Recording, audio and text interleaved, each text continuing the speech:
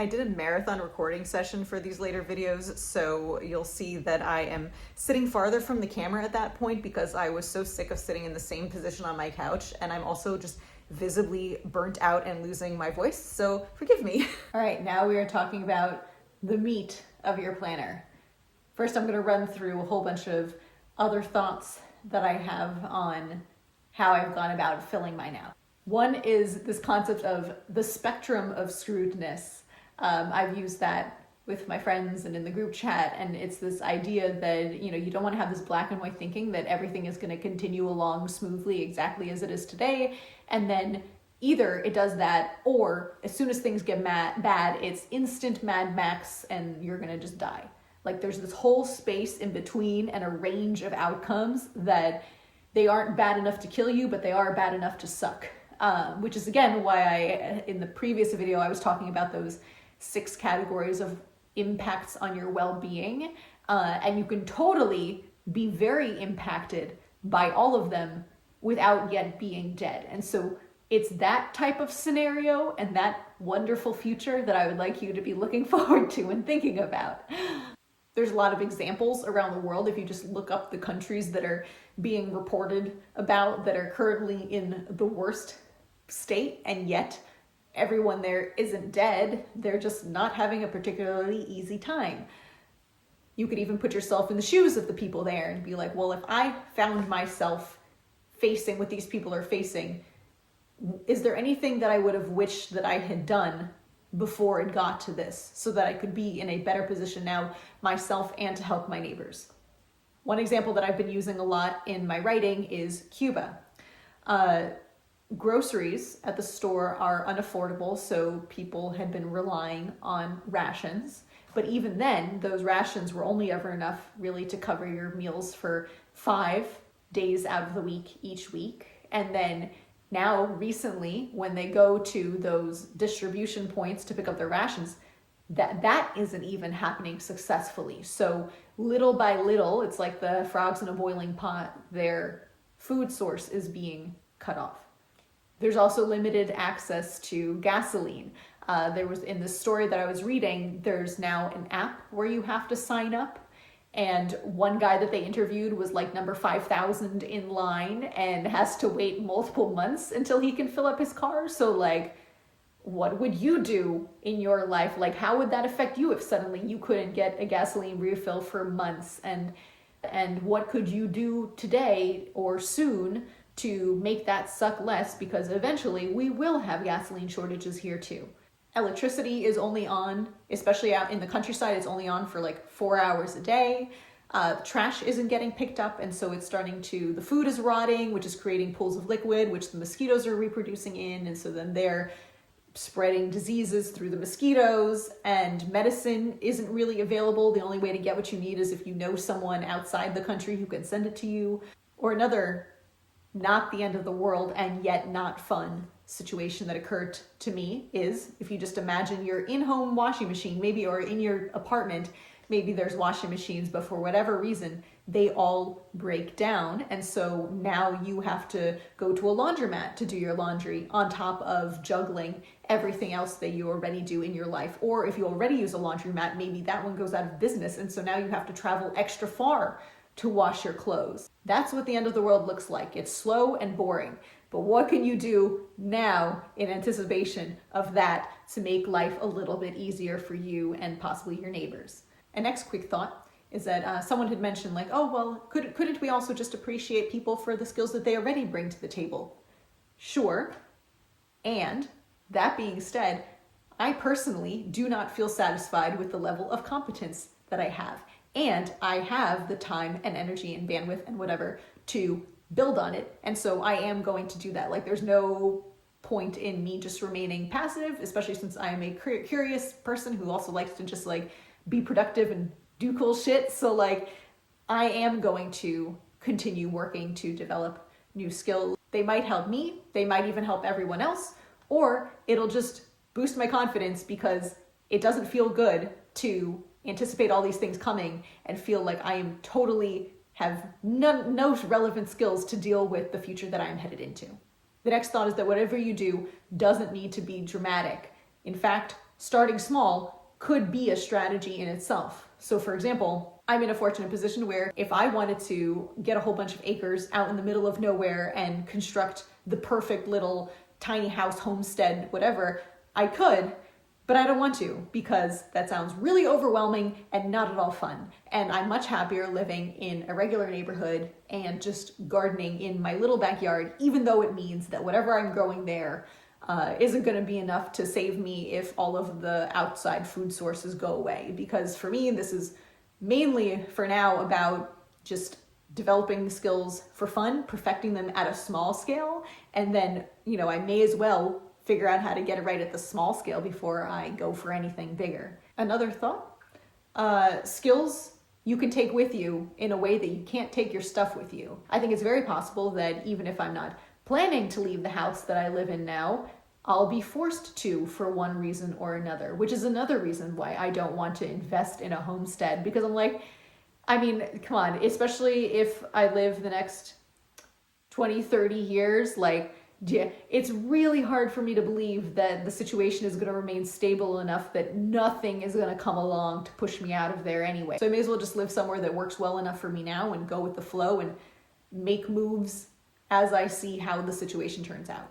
The next tip or whatever is, obviously you're going to work with what you got and who you are and the situation that you're in. And so everyone's plan is going to look different. And we should all be exercising critical thinking about whatever advice we read in a blog. Just because one person says that this is the right way to prep for the apocalypse. I'll talk about at the end of this video how, I early on read some advice that moving to an intentional community is a good idea. So I did. And then I found out that the reality didn't match what was promised. Next tip. Not doing can be as valuable as doing. So a couple videos ago, I mentioned how great I feel not having kids and how much bandwidth that spares for me so that I can be doing other things. Along similar lines, not drinking, not smoking cigarettes. So consider the value of that as well and feel free to list it because I do. Next, as I mentioned in last week's video, you want to be aware of the things that you aren't doing and to kind of own them as a weakness and be willing to regularly revisit it and see if you still feel the same way about being okay with kind of leaving that as something that you aren't addressing. Next, I think it's good to be aware of the why behind each thing that you've listed, because that way, when you reflect, which is going to be another recommendation here, it makes it easier to determine whether your efforts are leading to the outcomes that you hoped they would, and whether those outcomes feel as valuable as you imagined they would. So next are some examples of areas where my thinking has evolved over the last year or two. One has to do with sources of energy once the dominant system starts to deteriorate. I had read Alice Friedman's Life Without Fossil Fuels, where she explains why in the future wood will be the primary source of energy. And so I kind of just took her word for it and shut my brain down. But then I started thinking about how even when the European settlers first came to North America and there weren't that many of them, they almost deforested the region. And so I don't think that it's smart for me to count on there actually being enough firewood for that to be a reliable source of combustion material for me when everyone else around here is probably still going to be alive, probably also going after those resources. And it's going to be scarce. There isn't going to be enough for everyone. So then I was thinking, okay, so then I shifted towards, okay, well, I guess I will explore the ways of meeting my very basic needs for energy with some solar panels. But also having a diverse portfolio is key, so don't put all your eggs in one basket. Last week I went to a workshop offered by our local primitive skills school and learned to start a bow drill fire, so a friction fire by just rubbing wood together. So just have all of the tricks up your sleeve. Then in terms of meeting my needs for food, I had started to learn how to forage, but then quickly realized that wild calories are not going to be sufficient, especially wild plants. And I think it's still a cool thing to be able to identify wild plants. The first choice is gardening and farming, and then that is a backup. Then I also happened to read Juan Pablo Quiñones's book Thrive. So he is the winner of Alone season 9. He was interviewed on Breaking Down Collapse and Post-Doom Conversations, and so then he wrote a book about wilderness survival since he's an expert. And what he had to say about wild plants is that, yeah, they're not particularly a good food source because they are, one, relatively scarce, especially when you think of the ratio of currently humans to wild plants. Seasonally available. Just see the deer who around this time of year when the ground was all totally covered in snow, like what do you do then?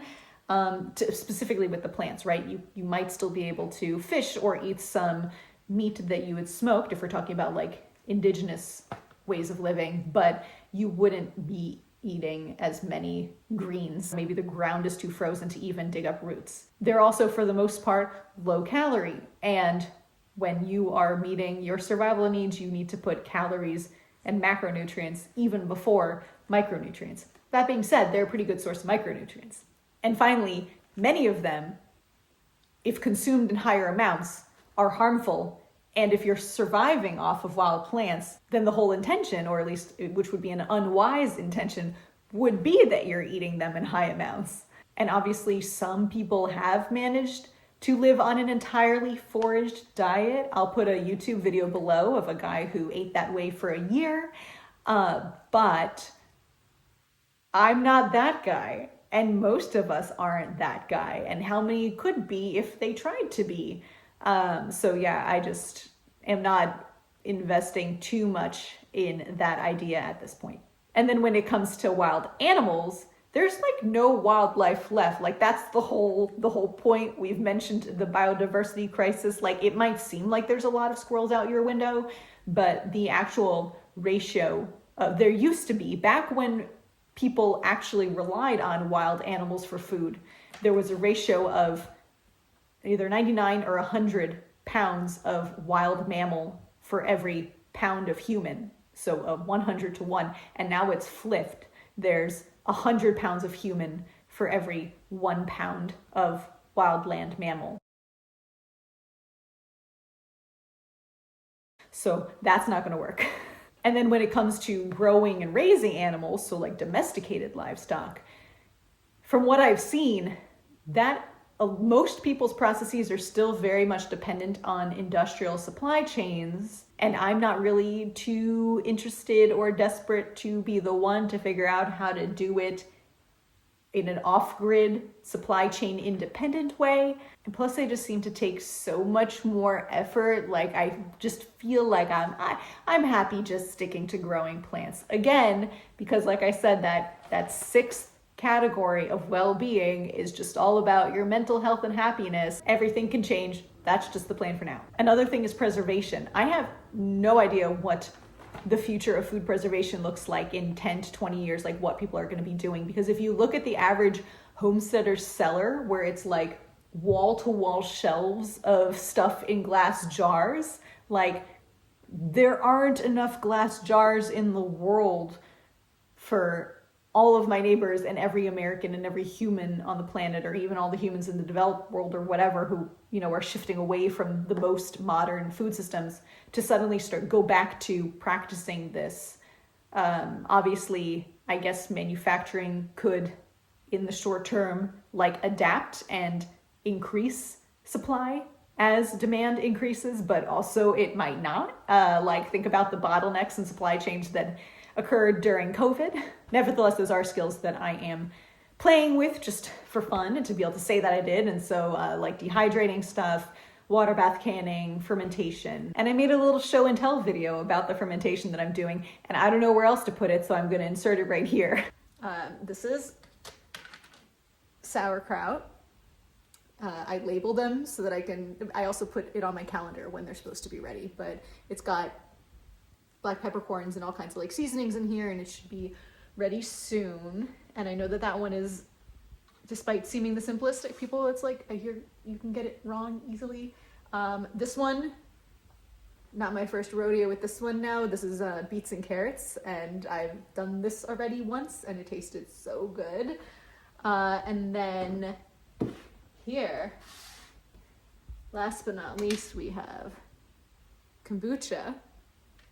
I would chug this by the gallon if I could, which is probably too many microbes. Oh, well. Anyway, you can see here's the SCOBY floating, the symbiotic culture of bacteria and yeast.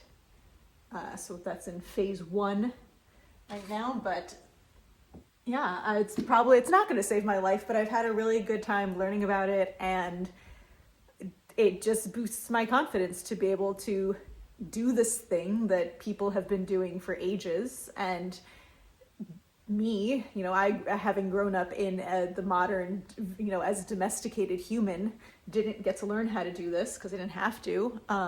But now I feel just slightly more competent, and it's a really fun experiment, and it's delicious. Now, in my experience having been using this table for the last few months, some of the benefits that I noticed that it has have to do with focus. First of all, because I kind of made my plan and committed to it, I feel like I don't need to it makes it easier for me to unplug from the news, which I explained a few videos ago has felt like a really good move on multiple fronts. Because when I was making the table, I was considering all the broad factors that I described to you in the last video, and those broad factors aren't changing. Yes, there's little details, new events happening every day, but it's still part of the same one big picture that I was pretty correct about. So unless it turns out that I'm very wrong about the big picture, nothing on my chart really would have to dramatically change, at least in the short term. And if you don't believe that, you could even go through the exercise of creating your chart with all the things that you're going to be working on in each column and pick the things that you're going to work on this year. And then every day when you feel the need to check the news, read and listen to your heart's content, and then go back to your chart and say, did anything I just consumed change anything about what I was prioritizing and, what feels like it is most relevant to protecting my well-being? Do I need to add anything? I think most of the time you'll find that it changed nothing about your plan. And what it did do was take time away from the time that you could have been working on your plan. And it also works as kind of a discipline tool, because if you keep it somewhere that you can see it, it's that reminder of what are you doing? If you're not working on the stuff on this list, what are you doing instead? Sometimes, you really do just need to relax and take a break. I'm not saying that you need to commit all of your time towards pursuing resilience or whatever, but I think often when we allow the unwise part of our brain to take over, it just steers us toward these really empty activities. And if you happen to be involved in one of those empty activities, then for sure it actually is a good thing to get that nudge that shouldn't you be doing this other thing? Especially because honestly, when you do it and when you make progress on it, you're going to feel a lot better than after whatever else you were doing. Next up is the topic of revisiting and potentially revising the whole workbook of things that you've just created or assembled between last video and this one. And so in the Substack post that I had come out last week, I provided some questions that you might want to ask yourself. Maybe this is something that you do once a year, around the winter solstice or whatever. Come back to all of the notes that you've taken and ask yourself these questions. So looking at that flowchart of description, prediction, and prescription, has anything changed about that? Is your sense of the world and how you would describe the world that you lived in, has that changed at all? There's the people that thought we might be extinct by this year, and yet here we are. But then there's also maybe the people who are getting the sense that oh my God, things are actually accelerating and going downhill faster than I thought they would. So I think it's always worth coming back to that. If I asked you what matters, might you have a different answer to that now than you did a year ago? How about the role that you're playing in what's unfolding and how you're able to make yourself useful? Is there anything about that you'd like to, based on the time that has passed since the first time that you made your plan, anything you'd like to change there? Have you actually been successful in accomplishing the things that you set out for yourself in the middle of the chart? Or do you need to be going about that in a different way? Or if you did accomplish them, does it feel as good as you thought it would? In which case, that's a strong signal. So if you can say yes, then you're on the right track. But if it doesn't, then maybe you need to reconsider the whole plan because you had whatever was motivating you and driving your, let's say, like the why behind everything and prioritizing one thing or another. Maybe that you weren't listening to the right voice there, you know? Generally, how are you feeling about how you're allocating time and energy and attention and emotional investment? And of course, it's important to take a moment to celebrate your accomplishments. I recently realized that I need to give myself more credit for how different my life looks today and how different I am with the things that I now know and can do and whatever, and how I'm just living compared to a few years ago. Next up, recommended resources. I'm so excited about this because, again, I had spent so much of my videos just like complaining about the state of the world instead of being able to give you helpful things and talk about stuff that I like. And so first of all, YouTube channels. One of my favorites is Homegrown, Handgathered. It's this couple of millennials whom I find just really relatable. Like if they lived near me, I'd want to hang out with them. They also do something called the Living Off the Land Challenge every year. So they try for as long as possible each winter to eat only things that they've either grown or gathered. So that's going to be linked below. Next up is Epic Gardening and Epic Homesteading. And one thing that I like about them is that they always do these experiments with their gardening. So like, I think they did it was at least 8 different ways to germinate carrot seed. Or they looked at, depending on how you space your cabbage, how does that impact yields? They tested, I think, 4 different ways to plant potatoes. And even if you feel like the experiment was a fluke and you don't actually trust the findings, it is a good way for someone who's a beginner to learn about where the debates even are so that you can then go and figure out what your own stance is. Kevin, the main host of the channel, also went and did his own Apocalypse Grow Challenge, I think he called it. He tried to go 30 days eating only what he had grown, foraged, hunted, or bartered. I watch this next one less often, but whenever I do, I think that he's really great. His enthusiasm for gardening just bursts through the screen, and he has a lot of great tips as well. And that is the Gardening Channel with James Prigioni. And finally, I would say Edible Acres. That's Sean Dembrosky. It's a permaculture project. And he's just another person who's trying to immerse himself in these practices. And I think he has a really good attitude about all of it and is devoted to showing you all sides of where he has succeeded and failed and continuing to try more things. Books-wise, my favorites are, and I will link these below as well, especially in case I forget to mention any of them. The Compost Toilet Handbook by John Jenkins. Once the toilets stop flushing, you're going to need to know what to do with your poop so that you don't get sick. So that's an important one to have. You can get it. I think the PDF is available for free online. If it is, I'll have it.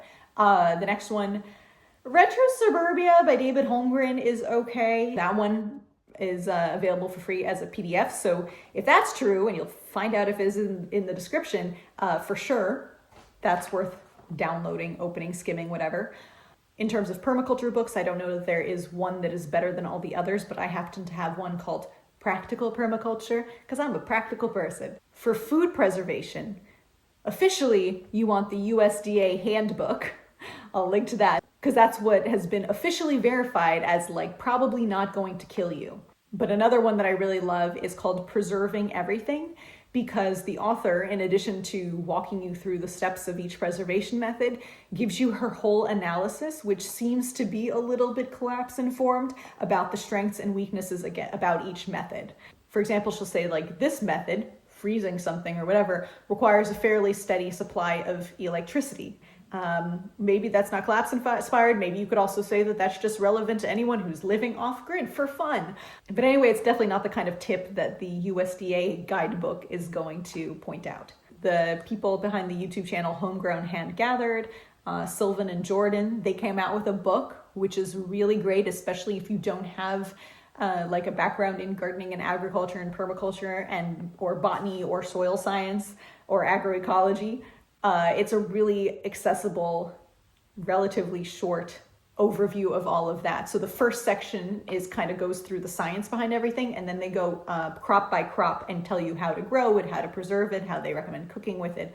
I feel like the way that they write is really entertaining, and because they do that annual Living Off the Land challenge, they also include for you the like nutritional details of each of the crops. Another one is the Home Scale Forest Garden by Danny Baker. That one's more about perennials. And finally, I had mentioned Juan Pablo Quiñones has Thrive, which is more of like a wilderness bushcraft kind of. He even says himself that it's like not a beginner book, but I don't have any other bushcraft wilderness survival books, and so that one was an interesting enough read. So now I will read through most of what's in my columns, and in case I have anything on here that you realize that you want to put on yours, either as something that you have too, or something that you want to work on, or something that you don't care about at all, and it's, let it be a weakness. One big factor here you're going to have is your whole situation when it comes to housing, your ability to heat or cool that house and generally keep the utilities going, plus the amount of land that you have, and also transportation. Do you have like a car, or what are you reliant on? In a lot of cases, whatever, I already said, wherever you find yourself with all of that, there might not be much that you can do about it, but it's still worth being cognizant of, because maybe there are ways to get creative. And I think that that is also one of those areas that is currently, there's a lot of disparity, but I think that that disparity is going to get dissipated as the economy crashes, because I don't know if I mentioned elsewhere, my mom's parents were taken as adolescents and put to work on a farm, and that sticks with me. And I think about how like I don't think that I'm gonna get to, I'm in a house. I don't think I'm going to get to stay in this house. I can't imagine that something isn't going to come along that is going to force me to have to like relocate and be a refugee. So I'm simultaneously very grateful for what I have, but not counting on it to be there forever. That also plays into the situation with land. We have a yard here, which is big enough for a garden, but it's not a ton of acreage. And we could have gotten acreage, but I actually didn't want any, because realistically, I'm in my second year of growing plants. I'm not going to be able to just like successfully farm multiple acres. And even if I could, and I know a few people who have farmland, I would feel really lonely out there trying to homestead all by myself, and like it wouldn't be fun. And if I'm not having fun, then you're still just kind of like losing at this. I would rather start smaller and get really good at it and enjoy myself and do it for interest, even though it's not nearly at the scale that it would possibly like feed me. But it's more about just wanting to build skills that make me feel like a cooler person who's more capable than I've ever been before in my life.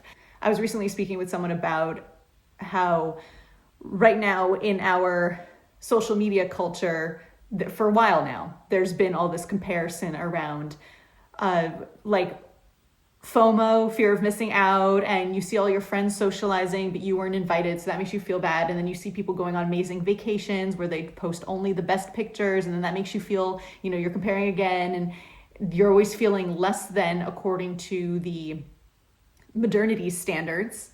And even the part that sucks is that even now, when that is kind of the holes in it are showing and all that, it's just being replaced by another set of like structures and ladders and frameworks that just make a lot of people aware of how their life compares to everyone else's. And someone commented on one of my Substack posts being like, oh, but I can't go to like a permaculture course. What am I supposed to do if I can't start being on a permaculture farm? And I'm like, it sucks that already the responses that people feel like they can take have been predefined and narrowed down to such a small selection of stuff. It just feels like the next like cringe influencer trend of either you are doing this specific thing, Apparently, you know, like there's like some brand of water bottle that everyone is using, or some brand of yoga pants or whatever. And it's like, well, if you don't have that, then like you're nothing. To put that more clearly, the permaculture program I did was a fun social experience, but free online content provided a better education than it did. So don't let marketing make you feel like participation in some hyped program is vital. I would like for people to be able to disconnect from the very few, very specific, very extreme examples of how a reasonable response might look, which is what you find online, and then maybe other imperfect options will make themselves visible. For example, I found this article that says in 2023, this is according to Zillow research, 14% of home buyers purchased a home with a friend. So that's a possibility worth exploring. It sounds like a really good time to me. One of my favorite living situations was being in a house with 14 people. And I think one of the big misconceptions I see, like in my Substack feed, everyone is, they're talking about community resilience and they're talking about, intentional communities. And I'm going to get to that at the very end of this video. But in brief, don't worry, you're not missing out on anything. Then I have here just gardening equipment in general, but elsewhere I have a list of all of the implements that I currently have. And if you look at the Homegrown Handgathered book, they actually have a chapter that tells you, okay, as a beginner, here's the basics that you're going to want to have. I'm sure that if you also were to look on like Epic Gardening's channel, because they have such a good archive, they also have a blog, they probably have a list of where to start as well. Next up is all the stuff that I have for food preservation. So a dehydrator, everything you need to do water bath camming, as well as the basics for fermentation. So the jars, I went ahead and got the pickle pipes and the glass weights as well. I started out by using rocks because I was like, I refuse to just purchase all these things. And then I eventually caved and was like, no, I'll just get the glass weights. For the ladies, I have a menstrual cup, which is reusable supposedly for 10 years. So if the tampon supply chain falls apart, I'm all set in that department. The brand that I have is Cora, C-O-R-A. None of these people are sponsoring me. Next up is the type of car that you have. Is it in really good shape or really not so good shape? I recently got a plug-in hybrid. I feel like that way I'm getting like the best of both worlds or the least bad of both worlds, because like if electricity ends up being the more expensive thing, then I'll just drive using gas. Whereas if gas is the scarce thing, then I have electricity or whatever. I just feel like it's more versatile. We've always had a sewing kit. We've always had a crank radio. For some reason, we already have a ferro rod. So a ferro rod is kind of like flint to set fire or whatever. I have yet to use it. I'm sure there's probably people watching this who know better than I do, but I saw a blog post. It had a list, I'll post it below, of the most popular gadgets and items that people bring when they're competing on the show alone. So then I went to my mom and I was like, we need to get one of these. And she was like, we already have one. And I was like, why?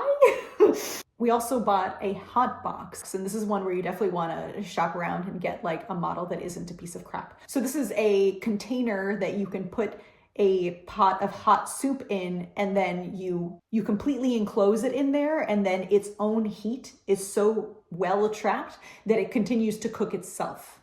So the reason that I decided that this would be a good idea, and this actually goes back to the point that I was making earlier about how it's good to kind of watch and learn and not jump into buying one thing or another, because like things will reveal themselves over time. And so once when we were cooking at the Eco Village, there was a power outage in the middle of me and this team cooking food for 50 people.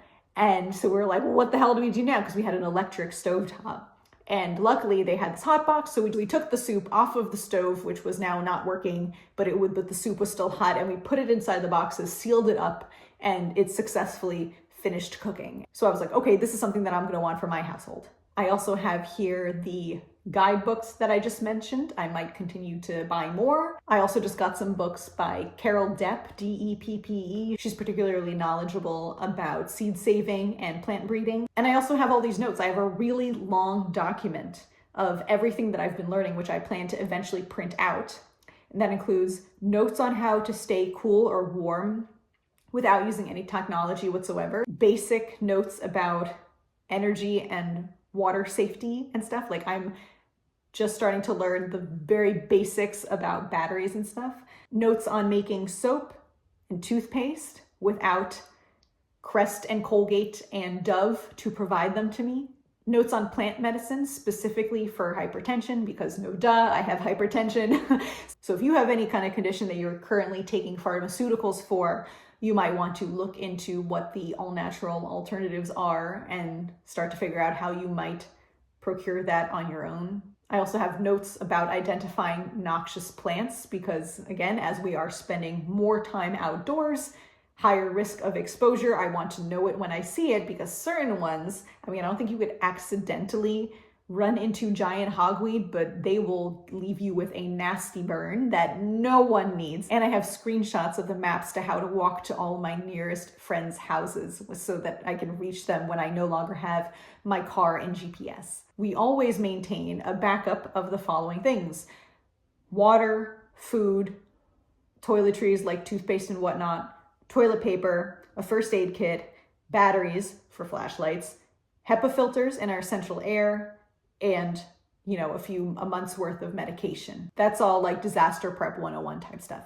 In terms of what's coming up over the next few years, I'm planning to start to develop some kind of alternative energy system more. I haven't yet given much thought to what that's going to consist of because it's a future thing that I'm going to get to. Same goes for water systems, whether we're going to get rain barrels or IBC totes and set up some kind of low-tech filter. That's all getting pushed off to next year. I might buy myself some more gardening equipment and food preservation equipment. On Homegrown Handgathered, they use this hand mill for processing corn kernels into, grits and flour. We're kind of talking about having just a teeny tiny little cold frame in the back somewhere to have greens growing throughout the winter. I might want to get some seed saving supplies. It occurred to me that the same plastic container that people who do arts and crafts use, that can also be used to organize your seed packets, so I might want to get myself one of those. And for stuff that I currently have no plan of getting, which doesn't mean I never will, it just isn't part of the plan right now, a chest freezer, an e-bike, a hardcore hiking backpack like I used to have, a mosquito net, pepper spray, a baseball bat, or a gun. So that's all into self-defense stuff. I don't feel like any of that is going to be, if I'm being real with myself, running and hiding is probably going to be the most that I am capable of, and then they can just take me. I also don't have tons of acreage, which my other friends do. But like I said, that was a choice that I'm happy with. I'd much rather work on a smaller scale for now. I have noted here that an hourglass might be worth considering. Next column, skills. The first thing I have listed here is Spanish, because I started learning that when I was 12, long before I was collapse aware, and I was using it professionally and stuff. So especially now that I'm going into farm work and I know that I will have coworkers here who that is their first language, I consider that a strength, and I think that things could go either way in this country. You might end up using it more often, you might end up using it less often, who knows. But also foreign languages were actually my favorite subject throughout middle school, high school, and even once I got into college, I started kind of liking everything. But it was always a unique strength of mine. And so I'm just going to go ahead and lean into that. May as well, you never know. And I'm thinking I might even take a refresher course at the end of this year, which I'm really looking forward to. And again, I've mentioned that sixth category of things, happiness, mental health, joy. You need to be working on things that are, yes, checking these boxes, but also keeping you sane, giving you something to look forward to. I've taken a lot of workshops and gone on a lot of tours arranged through my local cooperative extension. So if you happen to live in one of the states that has a cooperative extension, that's a great resource. I completed master composter training and I volunteer with that. I got an associate's degree in sustainable farming and food systems, and that included courses in soil science, botany, agroecology, integrated pest management, plus a hands-on year-long internship at a farm. And I don't know about anywhere else, but in New York State, there's a program where if you don't yet have a college degree, you can enroll in community college for free. And I don't know how many of the colleges teach agriculture, but Tompkins Cortland Community College does. And I have done a permaculture design course. The skills that I'm currently working on are foraging and wild plant identification, gardening and growing annuals, preserving food through dehydration, water bath camming, fermentation, and also just how to properly keep things in a cellar. I'm learning about and will soon be applying seed saving, which also would involve overwintering biennials, which is its own thing to figure out. I'm learning how to counter biotic threats, otherwise known as pests, abiotic threats, otherwise known as climate change and nutrient deficiency, as well as supply chain disruption. So learning how to garden in like a low input way. And of course, these are all things that you can read about in a book, but that doesn't count. Like, that's another thing. I think it's very easy because I do it too. It kind of feels like if you just watch enough homesteading videos, then you can be like, man, hard day of learning. Okay, I guess I know what I'm doing now. And like, check, I'll be fine. And like, nope, it's not the same. You've got to be doing it. Even if it's on a small scale, there's like so much to figure out. It is so much harder to do it than to talk about it. And I've noted that as I'm gardening, I also want to get into the rhythm of doing staggered plantings plus succession planting, cover cropping, and crop rotation. And I have a bullet here for generative decomposition, which is my umbrella for composting food scraps, but also I know how to compost Humanure. I don't do that yet. And I already pea cycle. There's a great website of resources about pea cycling. It's called the Rich Earth Institute. I will link below. And I also have pet worms who are part of the vermiculture system. And so they're also creating worm casting. As far as future skills, I have noted that I need to practice using the ferro rod. I also want to learn more about perennials, pruning them, dividing them, propagating them from cuttings, all that kind of stuff. And I'm probably going to go to some workshops about that soon. I also have already planted trees and shrubs in my yard. So like, it's happening, they're growing, I just need to figure out what to do with them. And I also want to learn to grow fungi. Shiitake, oyster, and wine cap are the ones that I'm considering. Eventually, I want to harvest and process black walnut, hickory nut, and acorns. So those are my skills planned for 2030. Now brace yourselves for the list of things that I do not intend to get through. Keeping chickens. Technically, I did go ahead and get the certificate that my state gives out if you like attend a thing. I'm cleared to purchase chickens, but I just don't have any plans to. Keeping honeybees or just any other kind of livestock, even though I think honey is delicious. I'm just gonna leave that to other people for now. Tracking, shooting, archery, trapping, fishing, all of that stuff about all the ways that you can go and get yourself some wild meat. More general plant medicine. And in fact, there are 2 local schools that teach that. So if I ever did want to pursue it, I already am aware of how I might do that. Assuming they continue to exist. I'm not learning first aid. I'm not learning CPR. I'm not learning midwifery, I believe is how you say it, or hospice care and death dueling or anything about euthanasia or funerary practices. I'm not learning carpentry for the most part. I'm not really learning the great way to build a low-tech shelter. I figure if it comes to that, at this point, I'm just going to be improvising. I'm not really learning how to tie knots. I'm not learning how to forage for mushrooms. I'm not learning yet how to identify trees for the most part. I don't have planned to learn how to properly use and sharpen tools like knives, axes, and saws. I don't have any skills as an electrician, a plumber, or a mechanic, or as a blacksmith. I don't know how to operate a ham radio, and I don't have whatever kind of certification you need to do that. I also don't have any plans to learn hide tanning, getting plant fibers and making cordage, although I did learn to do that a little bit last week.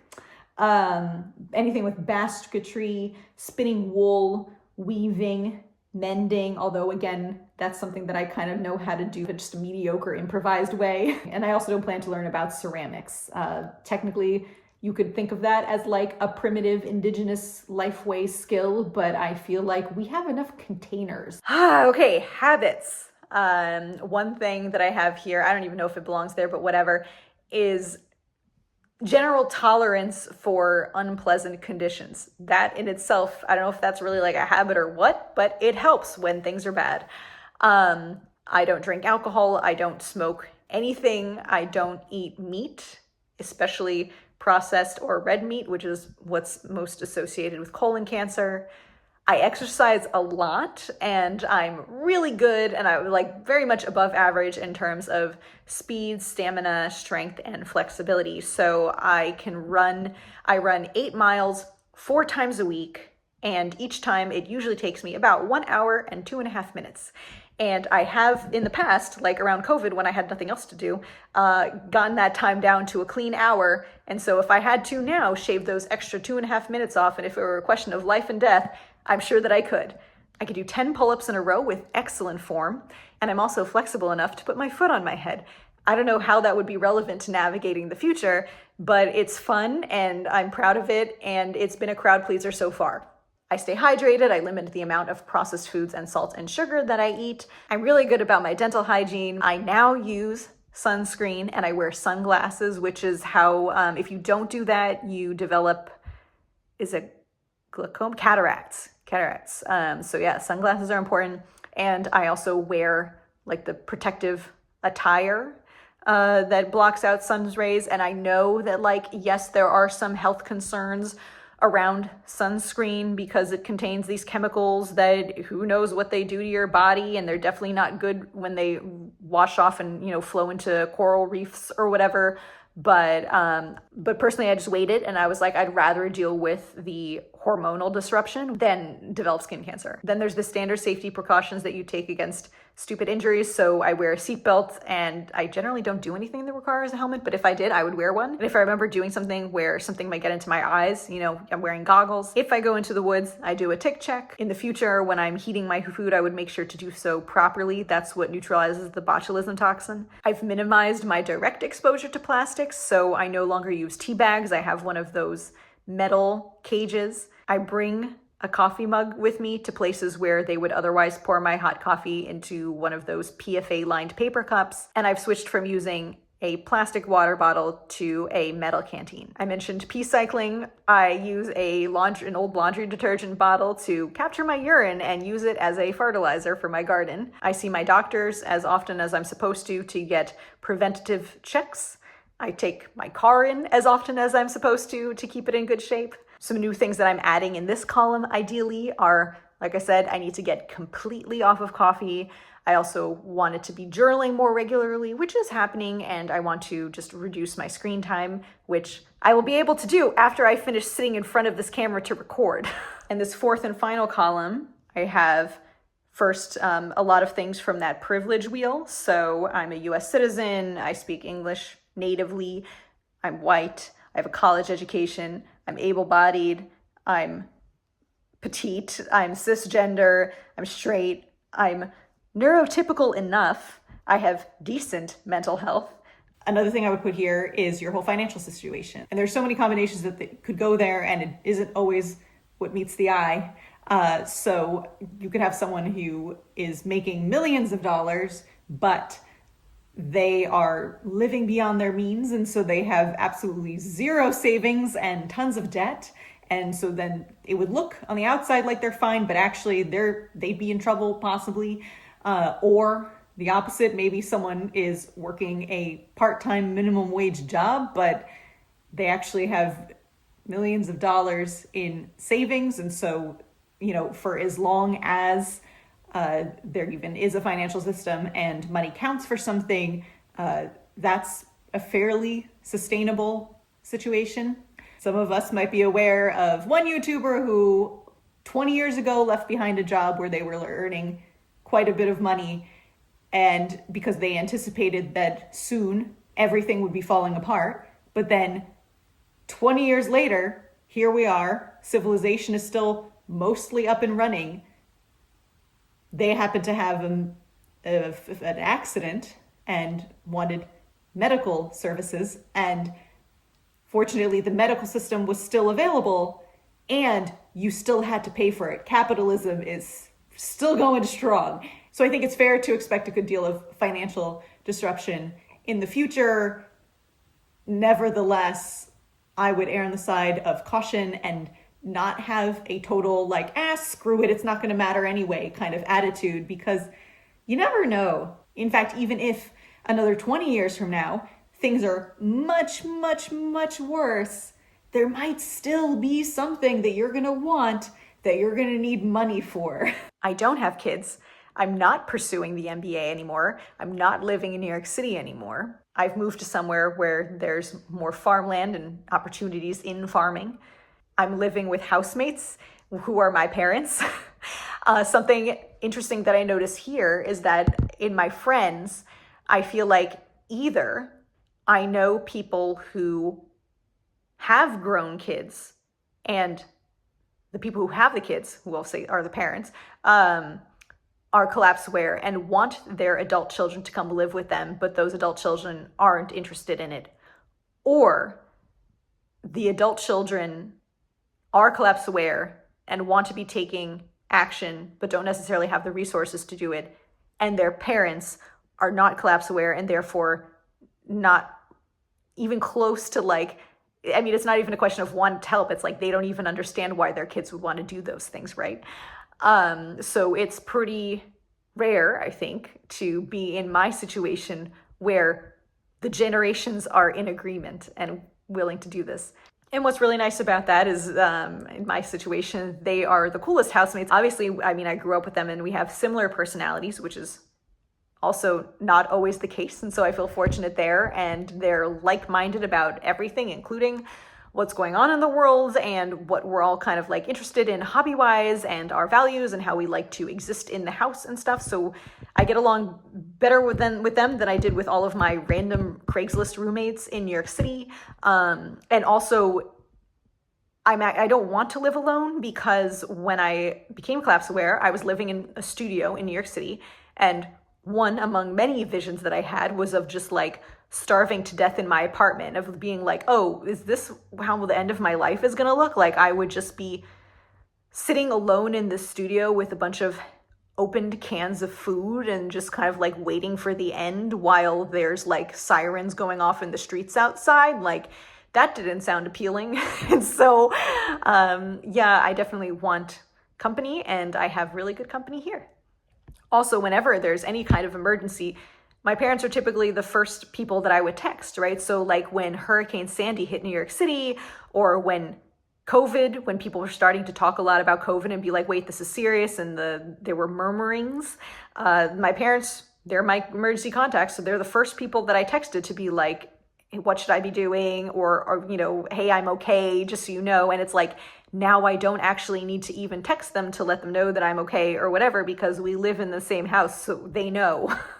Notably, for anyone who wears eyeglasses, I went and got PRK vision correction. So typically your options are, there's a hybrid version now as well, but you would either get LASIK, where they cut a flap in your eyeball, pull the flap back, and do the lasering underneath, or sand off the surface of your eyebrow, do the work, and then over time, the surface of your, eyeball, the surface of my eyeball grew back. And so that's the one I went with, because I had thin corneas. And so it was basically the only option that I had. And I had an overall really good experience. Of course, a lot of people have nightmare experiences, and it depends on where you go. I went to Princeton LASIK. So if anybody happens to live near Princeton, New Jersey, or you could go stay with someone there, that's a really good facility. That's actually a decision I made before becoming collapse aware. Just for convenience. Life is just so much easier when your eyes work. But looking into the future, if you're a contact wearer, or if I had remained a contact wearer, those are a new invention that is made from modern synthetic materials. And so I would not count on it continuing to be available. Going back to female specific stuff, there's also the question, actually, this shouldn't be just female specific, but anyway, birth control considerations. And since this is a more general category, I also have in here just maintaining a social life. Speaking of social life, I am lucky to have found people around here who are not exactly on the same page. There's plenty that we disagree on, and I let them know, but we are more on the same page than I am with my cousins from New Jersey. And that's another thing that I saw. I briefly read it to see what the top thing was, and someone's talking about, oh, we need to form, he called them collapse clubs. Another piece of wisdom from a new friend, she said that like collapse isn't a personality, and I feel like it also can't be the basis for the strongest of bonds and friendship and stuff. Like obviously trauma bonding is a thing, but then you're not really going to enjoy being with each other, because whenever you're together, there's always going to be that pall, if I'm using the correct word, of just like the thing that's uniting you is a shared dread of the future. And if there's nothing else, then the dynamic is not going to be ideal. The way that I've formed my healthiest favorite relationships here now 3 months. Years. After moving here has been through getting involved or like pursuing activities that I feel drawn to. Not talking about how screwed we are. I spoke briefly at the end of one of my other videos about my aversion to how people seem to be going into social situations with an agenda of building apocalypse alliances, where the main emotion that's driving them is kind of just nervousness. And so they're taking these steps that they heard that you're supposed to take, which is supposed to kind of like force the emergence of something that they want to emerge. But like so personally, I'm into growing plants. So I go to things about trees and soil and composting. And so these are like free local events, volunteer opportunities. I can't guarantee what will work, but it's what worked for me. I also have here the fact that I write on Substack and create these YouTube videos. Is that really helping my well-being? I don't know, but it feels good to feel like I'm helping other people. And the Substack for sure helped me to process things and figure out what I actually think and how I feel about things. Another factor is your neighbor consideration. And this is really up to interpretation, because some people think the best thing is to be very far away from any neighbors. Or you could go to the other extreme and be living in, an intentional community where everyone is really close. I really like where I'm at. I'm on just like a standard street with lots of houses, but also everyone has lawn space and stuff. And it feels nice because if I need to, for whatever reason, if I need to run out into the street screaming for help, I know that there are people who will hear me, and they're really nice and friendly, because I run into them when I'm running and they're walking their dogs, and we chat and they're nice. And actually we know people down the street from before, and I've cat sat for them and that. So like there isn't like an excessive amount of like intimacy and getting to know each other and all that. But for me, it's a level of familiarity that feels right for now. Also, a major thing that changed recently about my life that I'm putting in this column is the fact that I'm going to be going back to full-time employment in a job that I'm looking forward to. So I'm hoping that will be just a fun way to spend my time. And then in terms of just miscellaneous other things that I'm not doing, frankly, I'm not involved in advocacy, protest, blockade, or sabotage of any kind. I don't think these things are a particularly bad idea. They're just not something that I'm doing. So based on my policy, I have to list them here. Of course, if you do that stuff, go ahead and bump it up to the top of your column. I'm not actively engaged in any mutual aid networks. I'm not as tight with my neighbors as other people are.